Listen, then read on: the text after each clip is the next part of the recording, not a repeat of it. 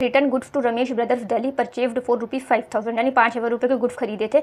आपको किससे खरीदे थे? बेसिकली सेलर का नाम गिवन है, इनसे खरीदे और इनको रिटर्न। मैंने सोचा कि आप लोगों को परचेज रिटर्न बुक का क्वेश्चन सॉल्व करने में काफ़ी प्रॉब्लम आ रही थी, तो चलो आपके साथ एक प्रैक्टिकल क्वेश्चन डिस्कस कर लेती हूँ परचेज रिटर्न बुक का। सो देखो यार, यहाँ पर एक प्रैक्टिकल क्वेश्चन है, आपको कुछ ट्रांजैक्शंस गिवन है एंड आपको परचेज रिटर्न बुक बनानी है। तो सबसे पहले इसका फॉर्मेट बना लेते।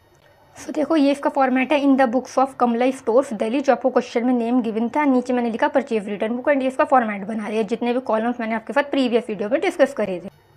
अब देखो फर्स्ट आपको गिवन है ट्रांजैक्शन 6 अप्रैल की, ठीक है। Return goods to Ramesh brothers Delhi purchased for ₹5,000 यानी 5,000 रुपये के गुड्स खरीदे थे। आपको किससे खरीदे थे? बेसिकली सेलर का नाम गिवन है, इनसे खरीदे और इनको रिटर्न कर दिए, ठीक है। तो देखो यही चीज़ हम वहाँ पर लिखेंगे। तो देखो 6 अप्रैल रमेश ब्रदर्स दिल्ली, जो कि आपको सेलर का नेम गिवन था, 5,000 रुपीज़ के गुड्स रिटर्न करें, यही डिटेल के कॉलम में होगा, यही अमाउंट के कॉलम में आएंगे। नेक्स्ट देखो 8 अप्रैल की ट्रांजैक्शन है, return goods to Sohan brothers Meerut purchased for ₹10,000 यानी 10,000 रुपये के गुड्स इनसे खरीदे थे और इनको रिटर्न कर दिए।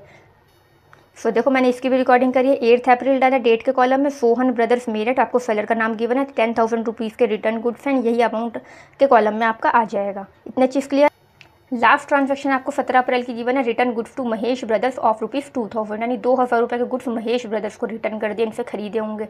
तो इसको भी same as it is record कर देखिए 17 अप्रैल महेश ब्रदर्स 2,000 रुपये के गुड्स रिटर्न कर दिए, राइट। देन आप टोटल कर दोगे, टोटल 17,000 रुपये के गुड्स रिटर्न करे, ये आपका अमाउंट के कॉलम में आ जाएगा। नीचे आप लिखोगे मंथ एंड की डेट डाल के परचेज रिटर्न अकाउंट क्रेडिट, क्योंकि देखो परचेज का नेचर होता है डेबिट, परचेज रिटर्न का नेचर क्या होता है? क्रेडिट होता है। तो वही चीज़ आप यहाँ लिखोगे, टोटल अमाउंट आप बाहर के कॉलम में लिख दोगे। क्लियर है?